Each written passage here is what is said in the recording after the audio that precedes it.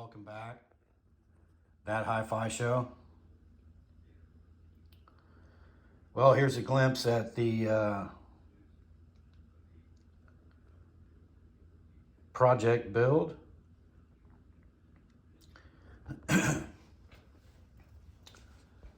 What ended up happening with this particular build for me was that I had started with actually a different transformer, a vintage one that was pulled from an old television set. And I thought it had a 6.3 winding on it for the filaments, you know, and it should be 6.3 for us. But it was measuring over 6 volts on the meter, sort of unloaded, I guess you might say. But in the circuit with the tubes in, it would light them up, but it was only putting out about 4 volts, and nothing was right in the way that the amp was. Voltage was all over the place. I imagine because the current wasn't stable.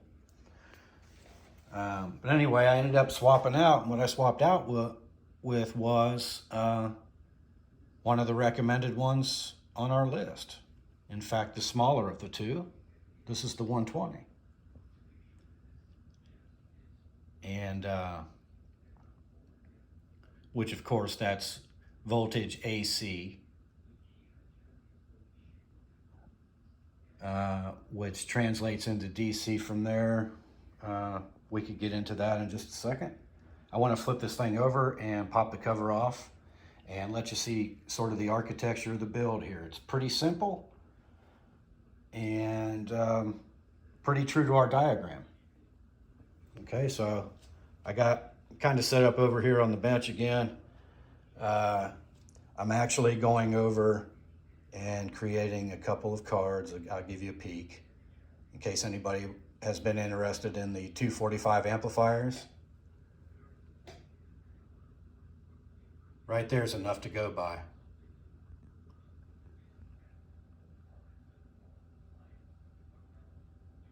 That's what you want to be left with.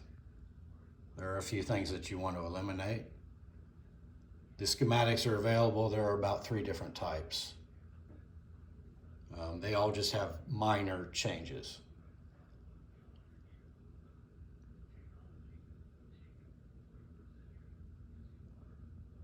There she is right there. Interstage transformers and directly heated triodes and all that kind of goodness. Push-pull power though,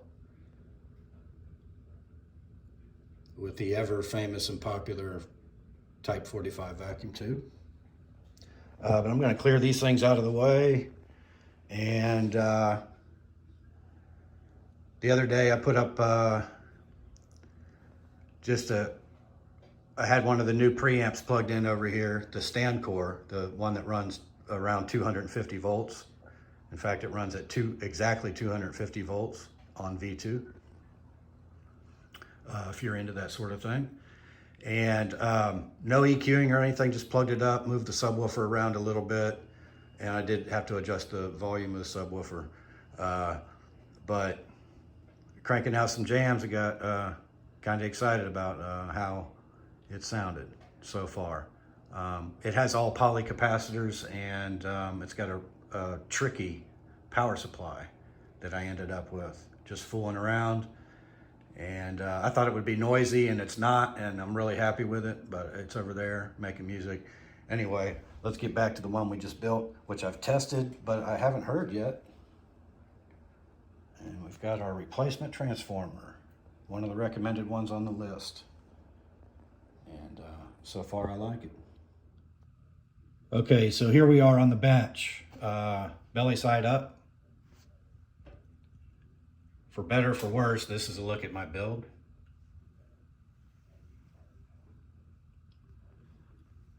There's my big, ugly power supply. You'll notice I use a lot of epoxy. I use 5-minute JB weld. I use it a lot for a lot of things, but It does set up in about 5 minutes. It facilitates a build pretty well. I'm trying to zoom in on the architecture of the layout and how we end up. And I've got a couple of good still shots still on my camera here of the prepped up tube sockets. And I might have a couple of shots of this thing as it was being built originally the first time, but like I say, ended up a little different on the power supply. I did not go with electrolytics. I decided that this is a keeper for me. I believe so. I went ahead and did sort of my style type of build on the power supply. It could have been a lot simpler, but there it is with some big old poly caps. And those are the audiofiler. I use them a lot.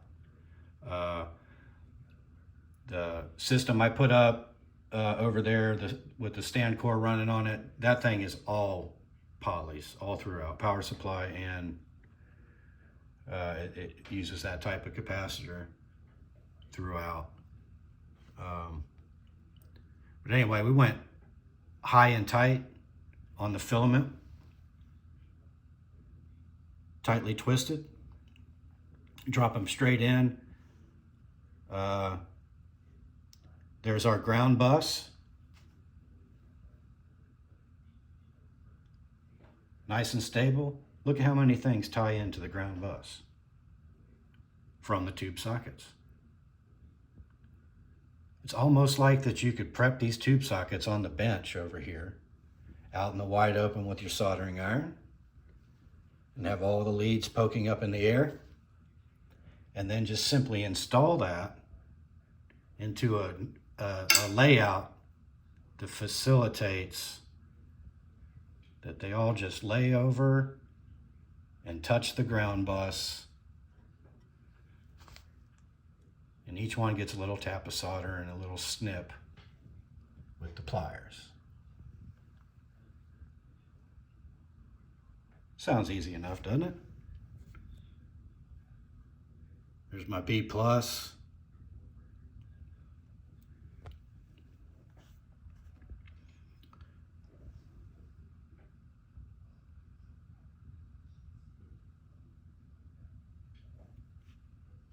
There it is, there we are. I have another video that's much more in depth. I may put it back up, but I don't want to derail the channel as far as how deeply somebody's interest might go in a project build like this. But if you need the info, hit me up. Okay, there's a look at that. This is pretty typical stuff. This is a pretty typical layout. A good one. It's nice and stable. And I want to stress your safety and realize that your B+ can be hot. Those capacitors can be charged even though you're powered off. I want you to always remember that. That's one of those things that bears repeating. And be safe. And I'm not responsible for you, but be safe. That's my disclaimer. That's how those are typically wired. If you want your switches, by the way, to come out in orientation, realize that from the outside, the part that you switch, it's opposite these inside. So you need to crisscross these wires if you want to switch down and utilize the output that is down. In other words, what makes sense, then you want to flip-flop these. If you want to look at the orientation of how a pot gets hooked up, that middle one goes to your input on your tube. The one on the left goes to your signal input. The other one, that's the one that goes to ground. That's how those are wired. There are different types of volumes, but this is a standard volume. I went with 50K, which I've never used before. I usually use 100K, so I'm going to be quite a little bit interested in that little aspect, and I think this is a nice, clean build. It has a really nice architecture to it, which I believe will be very quiet.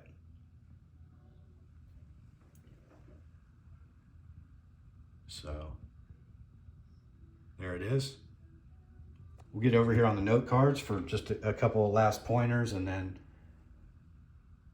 a look on the cards at how the voltages came out. And stuff like that. Be right back. Okay. There she is. Final answer. I'll point out that each one of those leads that penetrates the chassis, even the ground, is jacketed. That way is to not cause ground loops. But I just snip everything short, give it a buzz with solder, and it becomes just a solder up tap for me to utilize. I have there's two grounds for me. Of course, the chassis is also ground. Everything going to the same place, everything going to one point. There's my output, there's my two inputs. You could, of course, have many more inputs on this. You'll just have a different switch, won't you? But there it is, the recommended transformer. Someday in the very near future, we're going to pop it in one of these systems and have a good listen to it. It's fully tested. And here's a look at how we came out. Let's even maybe compare it to the stand core over there, which is the one we've got up and running with that little cut that I put up to listen to. A little bit of muddy waters coming out of that thing. But anyway, there's a look at the stand core. There's all the nitty gritty details of that in case you're interested. But that one's running 250. And on V1, plates are running at about 118. The Hammond, which we've just completed and have just looked at together, there's how I came out on that. Remember I said we originally had a different transformer, and I scrabbled and ended up, if you can read, that's where I ended up. And look at an incredibly low seeming 54 volts on V1. And what's it putting out on V2? Around 161 volts. It's quite a little contrast. I'm going to point out, these preamp tubes are very happy at those voltages.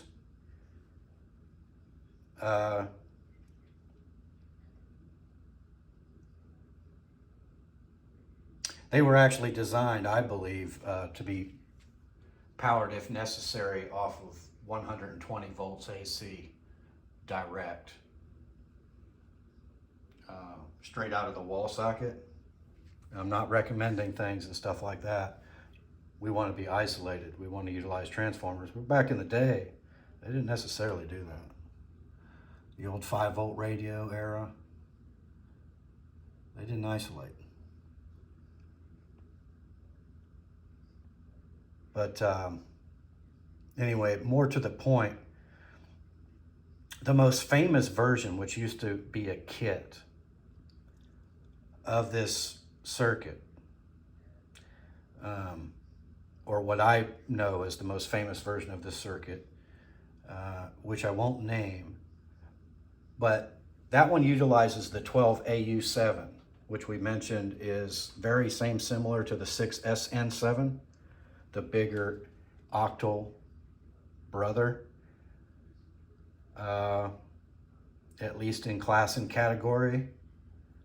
Both are ideal for this circuit with very little change to the circuit to sort of run at their ideal. That kit used the AU7 and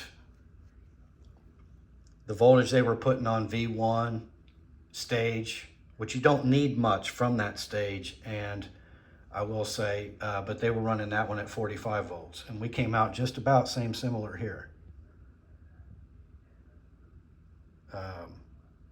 Though we have a much more capable transformer than that kit used to come with.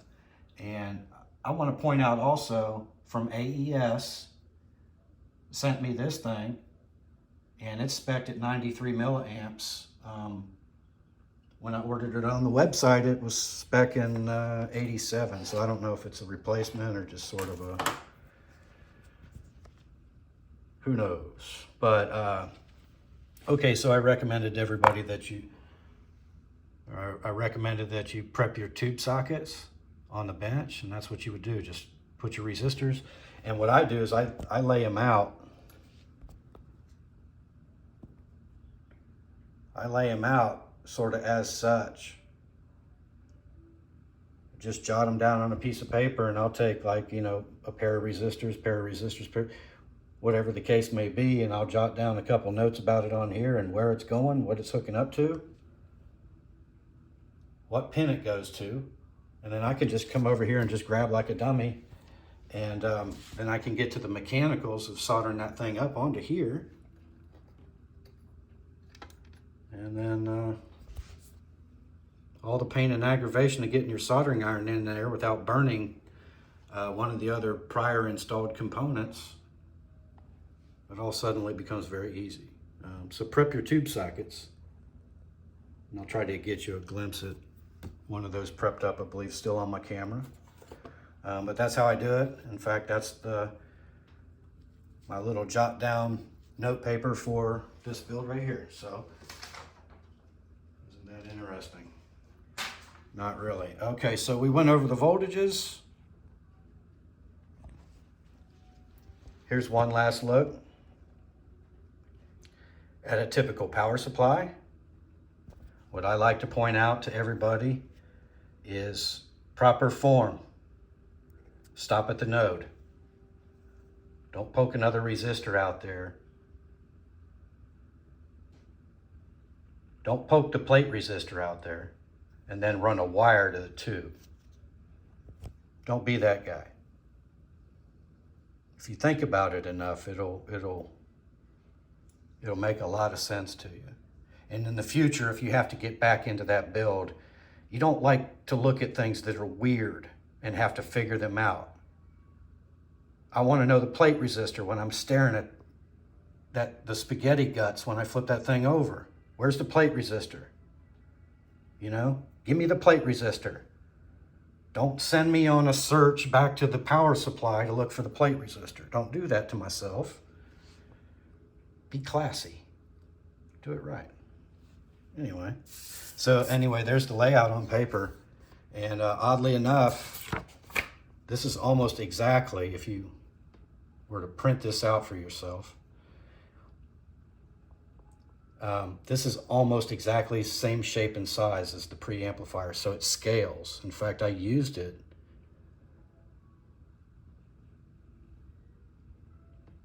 I used it as my build, and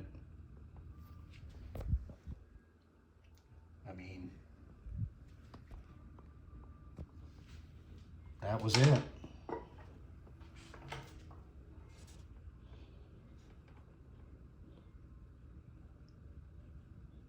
There's the ground bus. I've got one extra little bit, that blue thing sticking out the side. I added that. That's just an extra little part of the ground bus. Everything terminates right back here to one single point of ground. I'll give one last skim. But let me set this thing down. I want to give one last glimpse of the diagram. For those of you that want a snapshot of it. I don't know if my camera's doing too well this morning. My camera, which is otherwise known as my iPhone.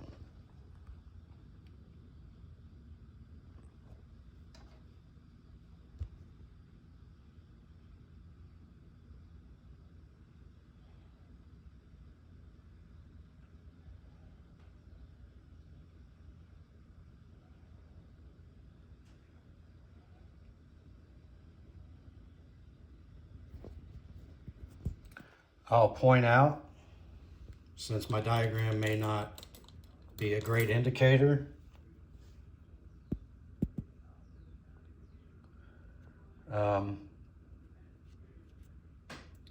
on 7 and 8, when you're running this resistor for your filament to ground, they call that a virtual center tap.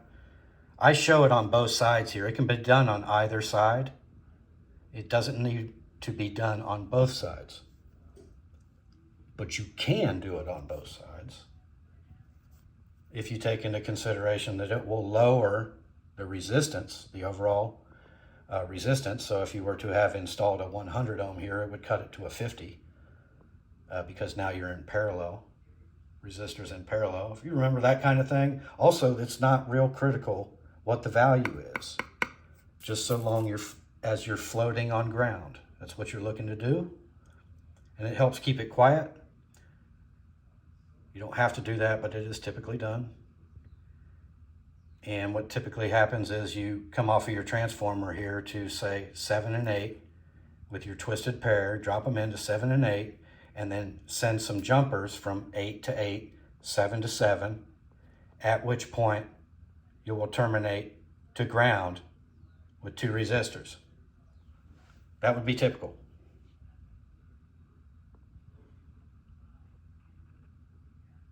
One last little look. There's how all that kind of comes together.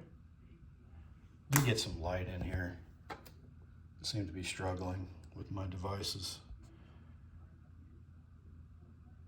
Okay. There's the important part.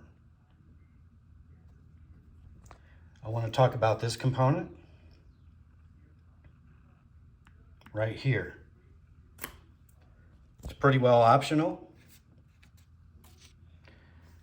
Here it is on the schematic.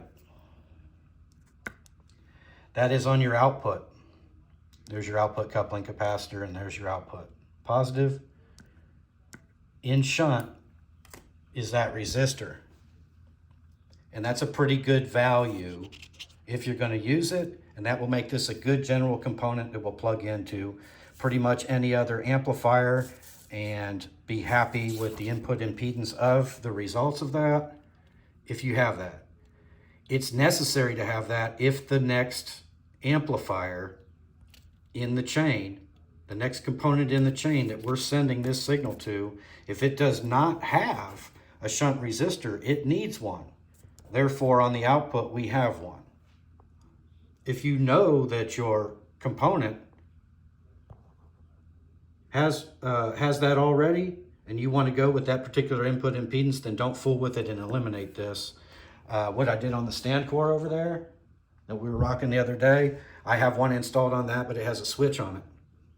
So I can put it in and take it out. And, but anyway, but if you want a good all-purpose preamp, go ahead and put about a 470 right there. That is my recommendation. I'm gonna wrap it up. What do you think, Miles? Pretty heavy duty. All right, I'm gonna power up today and do some rocking. And I might like to, since it's in my mind at the moment, really sticking out to me because I hadn't powered this one up in a while. This one hits the hardest and drives the room to the nth degree in terms of performance. I believe because it's laid out in this type of arrangement, whereas this one is more vertical. This one is more audiophile by far. Sounds way nicer with the older records, and it is almost, I don't know if that's an array. It's an array of some sort. Something I was fooling with at the time. I got arrays on the mind and on my brain because that is the direction that audio is headed. I want to point that out. I'm just entranced by it. But this one utilizes the shape of the room the best. Even though a vertical array is better for our ears, typically, if we were outside, would sound better to us and have better field of coverage than a horizontal array. But given that I'm in a box called a room, and my room is longer this way. Anyhow, rabbit holes. I guess there's what I'm listening to.